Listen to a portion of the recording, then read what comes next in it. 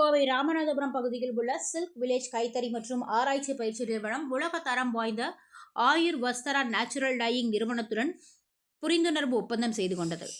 கோவை மாவட்டம் ராமநாதபுரம் பகுதியில் silk village கைத்தறி மற்றும் ஆராய்ச்சி பயிற்சி நிறுவனம் அமைந்துள்ளது.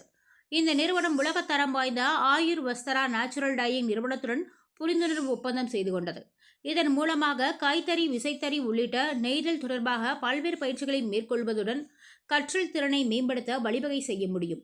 இந்த புரிந்துணர்வு ஒப்பந்த நிகழ்ச்சியில் சில்க் வில்லேஜ் கைத்தறி நிறுவனத்தின் தலைவர் கைத்தறி முருகேசன் மற்றும் ஆயுர்வேஸ்ரா நிறுவனத்தின் தலைவர் தங்கக்குமார் ஆகியோர் இதற்கான கோப்புகளில் கையெழுத்திட்டு ஒருவருக்கொருவர் பத்திரங்களை மாற்றிக்கொண்டனர்.